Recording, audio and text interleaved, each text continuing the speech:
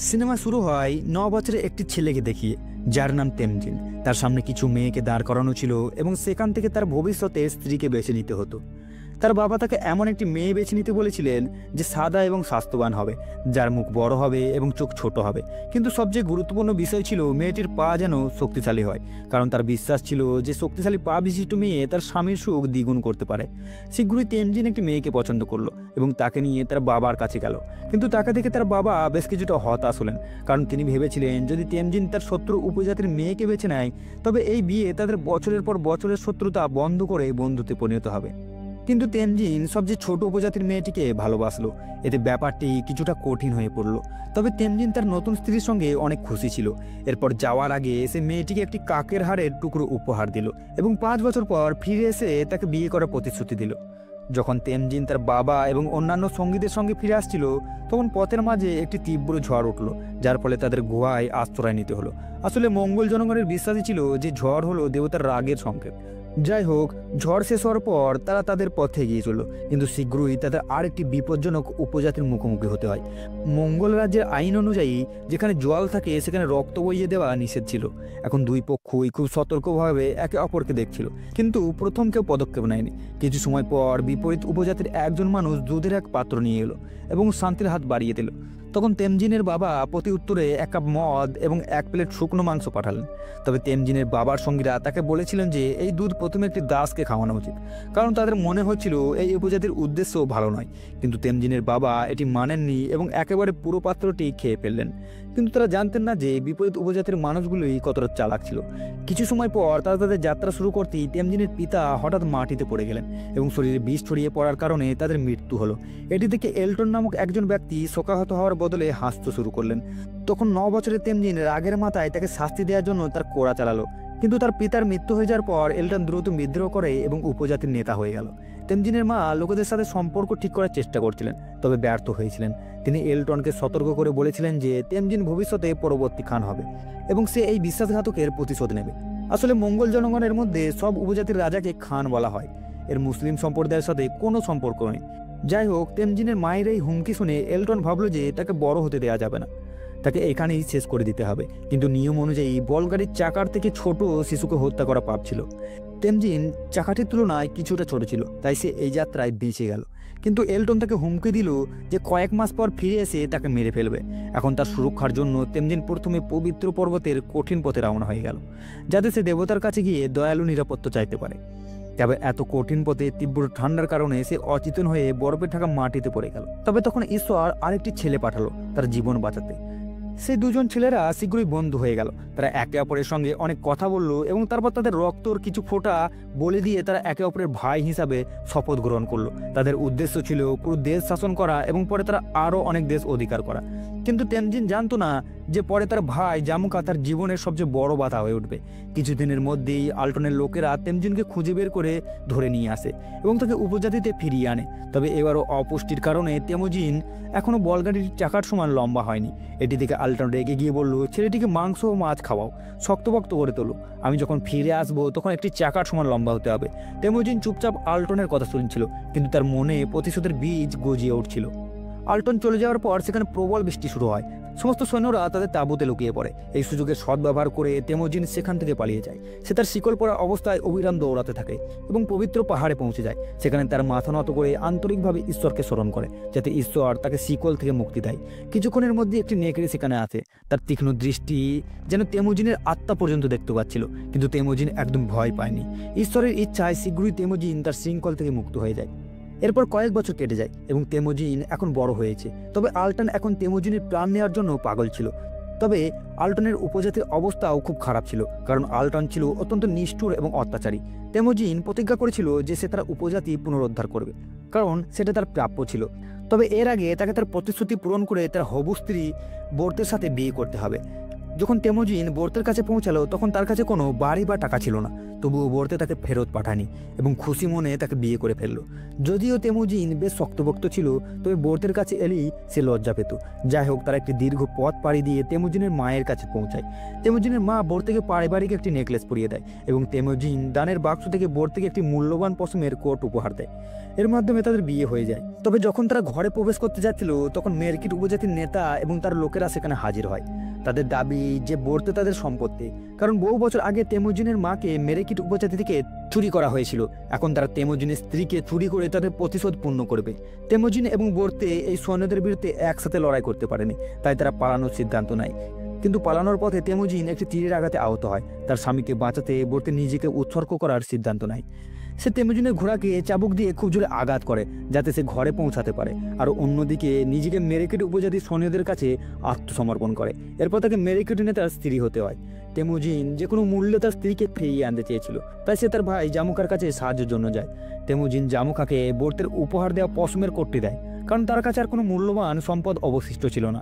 সে জামুকাকে বোঝাতে থাকে যাতে সে বর্তিকে উদ্ধার করতে সাহায্য করে, কিন্তু তখনকার আইন অনুযায়ী মঙ্গল পুরুষরা মঙ্গল নারীদের জন্য যুদ্ধ করতো না।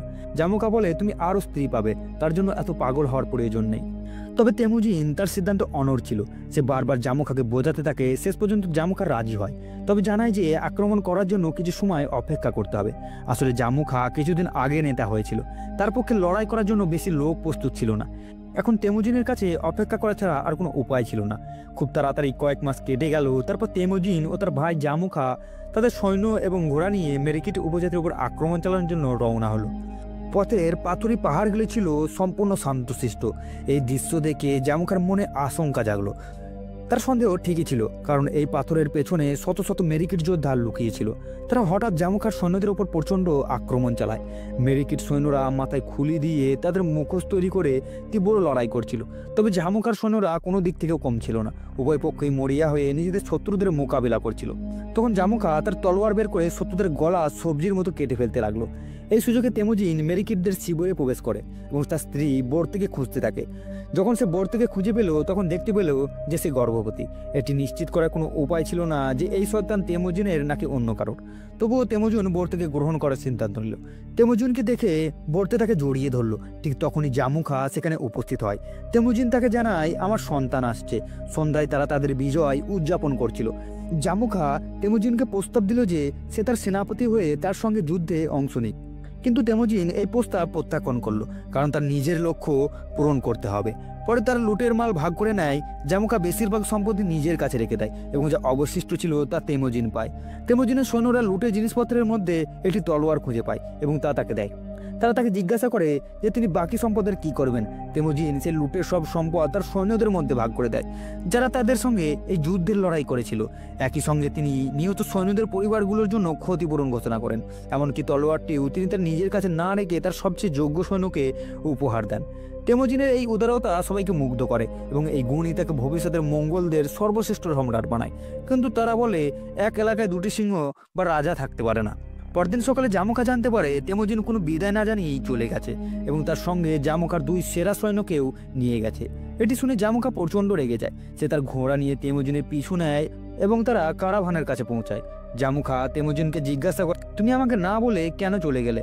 আর সবচেয়ে বড় কথা, তুমি আমার সৈন্যদের নিয়ে কেন চলে এসেছো? যেসব সৈন্য স্বেচ্ছায় তেমুজিনের সঙ্গে এসেছিল, তেমুজিন তাদের ফেরত পাঠানোর কোনো পরিকল্পনা করেনি। এটি থেকে জামুকার ছোট ভাই রেগে গিয়ে তার ছুরি বের করে আক্রমণ করার জন্য প্রস্তুত হয়, কিন্তু জামুকা তাকে থামিয়ে শান্ত থাকতে বলে। যদিও জামুকা তেমুজিনের আচরণে রেগেছিল, তবে সে তাকে যেতে দেয়। এখান থেকে দুই ভাইয়ের মধ্যে শত্রুতার শুরু হয়। এরপর কয়েক মাস কেটে যায়। একদিন জামুকার ছোট ভাই প্রতিশোধ নেওয়ার জন্য তেমুজিনের শিবিরে প্রবেশ করে। সে তেমুজিনের যুদ্ধের ঘোড়াগুলি চুরি করার চেষ্টা করছিল, কিন্তু তেমুজিনের সৈন্যরা তাকে দেখে ফেলে এবং তীর ছুঁড়ে হত্যা করে। যখন সেই সৈন্যটি বুঝতে পারলো যে সে কত বড় ভুল করেছে, তখন সে সরাসরি তেমুজিনের কাছে গিয়ে তার পায়ে পড়ে ক্ষমা চায়। সে বলে যে সে জামুকার সামনে নিজের মাথা পেতে দিয়ে শান্তি স্থাপন করবে। তবে তেমুজিন বুঝতে পারছিল না কি করা উচিত। তার সৈন্যটি ইচ্ছাকৃতভাবে কিছু করেনি, সে কেবল তার দায়িত্ব পালন করছিল। একই সঙ্গে তেমুজিনের স্ত্রী বলে যে সে সারা জীবন তার লোকেদের জন্য কাজ করেছে, কিন্তু যদি সে তার সৈন্যটিকে জামুকার হাতে তুলে দেয় তাহলে কি তার লোক তাকে আর সম্মান করবে? এই কথা শুনে তেমুজিন যেন নতুন করে চেতনা লাভ করলো। অন্যদিকে যখন আল্টাউনকে জামুকার ভাইয়ের মৃত্যুর খবর জানানো হয়, সে জামুকার কাছে গিয়ে আগুনে ঘি ঢালার মতো কাজ করলো। এখন জামুকার মাথায় প্রতিশোধের জেদ চেপে বসলো। সে তার ভাইয়ের মৃত্যুর প্রতিশোধ নেওয়ার শপথ করলো। দ্রুতি, আল্টন ও জামুকা একজোট হয়ে তেমুজিনের বিরুদ্ধে যুদ্ধ ঘোষণা করলো। তেমুজিনের কাছে তখন তার জনগণের সুরক্ষা সবচেয়ে গুরুত্বপূর্ণ হয়ে উঠল। তাই সে শিশু, নারী ও বৃদ্ধদের নিরাপদ স্থানে পাঠিয়ে দেয়। বিদায়ের আগে তেমুজিনের স্ত্রী তাকে একটি স্মারক দিল এবং তার নিরাপদে ফিরে আসার জন্য প্রার্থনা করলো। তেমুজিনের সেনাবাহিনীর সামনে তখন 20 গুণ শক্তিশালী শত্রুপক্ষ ছিল, তবুও কেউ তেমুজিনকে ছেড়ে যায়নি। জামুকার নির্দেশে যুদ্ধ শুরু হয়। শত্রুরা তেমুজিনের সেনাবাহিনীদের উপর প্রচণ্ড আক্রমণ চালায়, কিন্তু তেমুজিনের সৈন্যরা সাহসের সঙ্গে তাদের প্রতিরোধ করে। তবে ধীরে ধীরে তাদের সৈন্যরা একে একে শত্রুর হাতে প্রাণ হারাতে থাকে। এটি থেকে তেমুজিনের রক্ত আরো গরম হয়ে উঠল। তবে শত্রুরা শেষমেশ তাকে ঘিরে ফেলল এবং এটি তার জীবনের প্রথম ও শেষ পরাজয় ছিল। জামুকা তার পুরনো বন্ধুত্ব স্মরণ করে তেমুজিনকে হত্যা করেনি, বরং তাকে এক ব্যবসায়ীর কাছে দাস হিসাবে বিক্রি করে দিল। এরপর তেমুজিনকে দাস হিসাবে সিয়া সাম্রাজ্যের রাজ্যে নিয়ে যাওয়া হয়। যখন তারা সীমান্ত পার হচ্ছিল তখন সেখানকার সেনাপতি তেমুজিনকে দেখে চিনে ফেলল এবং তাকে কেনার সিদ্ধান্ত নেয়। তবে একজন বৌদ্ধ সন্ন্যাসী সেনাপতিকে সতর্ক করে বলেছিল এটি একজন সাধারণ মানুষ নয়। সেনাপতি এই কথাকে উপেক্ষা করে মাত্র 5টি মুদ্রার বিনিময়ে তেমুজিনকে কিনে নেয়। সেনাপতি তেমুজিনকে হত্যা করেনি, বরং তাকে কুকুরের খাঁচায় বন্দি করে নির্যাতন করতে শুরু করলো। তবে সে জানতো না যে তার এই ভুল ভবিষ্যতে পুরো সাম্রাজ্য ধ্বংসের কারণ হবে। সত্যি কথা হলো এই দাস একদিন পৃথিবীর সবচেয়ে বড় সাম্রাজ্য গড়ে তুলবে। তেমুজিনকে পশুর মতো সেই খাঁচায় রাখা হতো। রাজপ্রাসাদের লোকেরা তার উপহাস করত, তাকে ঠিক মতো খাবার দেওয়া হতো না। এমনকি সেখানে থাকা কুকুরেরাও তার থেকে ভালো খাবার পেত। কিন্তু তেমুজিন ধৈর্য হারায়নি। তার ছোট ছোট চোখ দিয়ে এসে চারপাশে সবকিছু গভীরভাবে দেখতে থাকতো। একসময় এক পুরোহিত এই দৃশ্য দেখছিল। সে তেমুজিনের কাছে গিয়ে ক্ষমা চাইল এবং অনুরোধ করলো যে ভবিষ্যতে যদি তেমুজিন এই রাজ্যে আক্রমণ করে তবে যেন মন্দিরগুলোর কোনো ক্ষতি না হয়। আসলে পুরোহিত জানতো ভবিষ্যতে কি হতে চলেছে। তেমুজিন কোনো কথা বলল না, তবে তার স্ত্রীর দেওয়া স্মারকটি পুরোহিতের হাতে দিয়ে বলল এটি তার স্ত্রীর কাছে পৌঁছে দিতে। ধর্ম রক্ষার জন্য পুরোহিত একাই গরম মরুভূমি পাড়ি দেওয়ার জন্য রওনা হলো। অনেকদিন হাঁটার পর প্রচন্ড গরম সহ্য করতে না পেয়ে সে তার গন্তব্যে পৌঁছানোর কিছুক্ষণ আগেই মারা যায়। ঠিক তখনই বর্তের ঘুম ভাঙলো এবং সে কিছু অনুভব করলো। তাই সে তার সন্তানকে নিয়ে তেমুজিনকে খুঁজতে বেরিয়ে গেল। পথে সে পুরোহিতের মৃতদেহ পেল, যার হাতে ছিল সেই স্মারক। পড়তে বুঝতে পারলো যে তেমুজিন এখনো বেঁচে আছে। তারপর সে এক কাফেলার পথ আটকায় এবং তাদের সঙ্গে সিয়া সাম্রাজ্যের দিকে যাত্রা শুরু করে। বহু বছর পর অবশেষে বর্তে তার স্বামীর সঙ্গে দেখা করলো। ততদিন তেমুজিন ক্ষুধায় অত্যন্ত দুর্বল হয়ে পড়েছিল এবং তার চামড়া এতটা শুকিয়ে গিয়েছিল যে তা গাছের ছালের মতো দেখাচ্ছিল। তাকে দেখে বর্তের চোখে জল চলে এলো, কিন্তু তখন কান্নার সময় ছিল না। যেই রাত হলো তেমুজিনের স্ত্রী কিছু রূপোর মুদ্রা দিয়ে সেখানকার গার্ডদের ঘুষ দিল এবং তাকে মুক্তি করিয়ে নিল। অবশেষে তেমুজিন নিজের রাজ্যে ফিরে এলো, যেখানে তিনি একটি উজ্জ্বল ভবিষ্যতের প্রার্থনা করলেন। কিন্তু তার রাজ্যের চেহারা আরো আগের মতো সবুজ ছিল না। মঙ্গোলিয়ায় চলা ভয়াবহ যুদ্ধের কারণে সেখানকার জমি শুকিয়ে গেছিল এবং তার চাষ করার মতো উপযোগী ছিল না। এবার তেমুজিন আবার পবিত্র পাহাড়ে দেবতার পূজার জন্য চলে গেল, যাতে সে তাদের কাছে অলৌকিক শক্তি পেতে পারে। তখনই সে নেকড়েটিকে দেখলো, যাকে সে 10 বছর আগে দেখেছিল। নেকড়ের সামনে তেমুজিন প্রতিজ্ঞা করলেন যে তিনি পৃথিবীর সবচেয়ে বড় সাম্রাজ্য করবেন এবং পরবর্তী কয়েক বছরের মধ্যেই তিনি তার এই লক্ষ্য পূরণ করেন। বিভিন্ন জায়গা থেকে মহান যোদ্ধারা তার সঙ্গে যোগ দিল এবং একসময় তার 10,000 সৈন্যের একটি বিশাল বাহিনী দাঁড়িয়ে গেল। এখন তিনি জামুকার জন্য সবচেয়ে বড় হুমকি হয়ে উঠলেন। যদিও জামুকার সেনাবাহিনী তেমুজিনের থেকে দ্বিগুণ ছিল এবং তারা জামু নদীর কাছে যুদ্ধের জন্য প্রস্তুত ছিল, তেমুজিনের কাছে কোনো ভয় ছিল না। তার বিশ্বাস ছিল যে দেবতারা তার সঙ্গে আছে এবং তাকে কেউ হারাতে পারবে না। তেমুজিন হঠাৎ তার পুরো বাহিনীকে পিছিয়ে নেওয়ার নির্দেশ দিলেন। এটি থেকে জামুকার বাহিনী তাকে ধাওয়া করতে শুরু করলো এবং তারা তেমুজিনের কৌশলে ফেঁসে গেল। সেই মুহূর্তে তেমুজিনের তীরন্দাজরা বেরিয়ে এলো এবং তারা জামুকার বাহিনীর ওপর তীরের বৃষ্টি শুরু করলো। মাত্র 15 মিনিটের মধ্যেই তারা জামুকার একটি বাহিনীকে ধুলোয় মিশিয়ে দিল। এরপর জামুকা রাগে ফেটে পড়ল এবং তার সৈন্যদের আক্রমণের নির্দেশ দিল। তারা সবাই একসঙ্গে একটি প্রবল ঢেউর মতো তেমুজিনের বাহিনীর উপর ঝাঁপিয়ে পড়ল। হঠাৎ আকাশে দুটি কালো মেঘ মিলিত হলো। তেমুজিন অনুভব করলো যে দেবতারা তার পক্ষে আছে। যতই তার বাহিনী এগোতে লাগলো, মেঘ আরো ঘন হতে লাগলো এবং বজ্রপাত শুরু হলো। এই ভয়ানক ঝড় দেখে জামুকার সৈন্যরা ভয় পেয়ে পালিয়ে গেল। যুদ্ধক্ষেত্রে একমাত্র সাহসী যোদ্ধা হিসেবে দাঁড়িয়েছিল তেমুজিন। যখন তিনি তলোয়ার বের করলেন, তার ঝলক দেখে তার সৈন্যদের মনে হলো যেন দেবতারা তাদের রক্ষা করতে এসেছেন। তার নতুন উদ্যমে শত্রুদের ধ্বংস করার জন্য ঝাঁপিয়ে পড়ল। এই যুদ্ধে শেষমেশ তেমুজিন জয়লাভ করলো এবং মঙ্গল সম্রাটের সম্রাট হলো। মঙ্গল রাজ্যের নিয়ম অনুযায়ী যুদ্ধে শত্রুদের এবং বন্দীদের মৃত্যুদণ্ড দেওয়া হতো, কিন্তু তেমুজিন সেই নিয়ম ভেঙে বন্দী এবং শত্রু সৈন্যদের ক্ষমা করে দিল। তিনি তাদের নিজের সেনাবাহিনীতে অন্তর্ভুক্ত করলেন এবং তার উদারতা ও নতুন আইনগুলো থেকে জনগণের হৃদয়ে স্থান করে দিল। যখন তিনি তার শিবিরে ফিরলেন তখন তার মুখোমুখি হলেন জামুকার। তেমুজিন কখনো জামুকাকে তার শত্রু মনে করেনি, তাই তিনি তাকে মুক্ত করে দিলেন। অবশেষে 1206 সালে যখন তেমুজিন 44 বছর বয়সী হয়, তিনি পুরো মঙ্গল সাম্রাজ্যকে একত্র করলেন। এরপর তিনি তার বাহিনী নিয়ে সিয়া সাম্রাজ্যে আক্রমণ করলেন। তবে তিনি পুরোহিতের কাছে দেওয়া তার বহু বছরের পুরনো প্রতিশ্রুতি মনে রেখেছিলেন, তাই তিনি সেখানকার মন্দিরগুলোর কোনো ক্ষতি করেননি। এরপর তিনি 3 লাখ সৈন্যের একটি বিশাল বাহিনী তৈরি করে চারপাশের দেশগুলোর ওপর আক্রমণ চালান এবং পৃথিবীর সবচেয়ে বড় সাম্রাজ্য প্রতিষ্ঠা করেন। এটি ছিল মঙ্গল সম্রাট তেমুজিন ওরফে চেঙ্গিস খানের কাহিনী। গল্পটি ভালো লেগে থাকলে ভিডিওটি লাইক করুন এবং চ্যানেলটি সাবস্ক্রাইব করবেন, এবং আবার দেখা হবে পরবর্তী ভিডিওতে।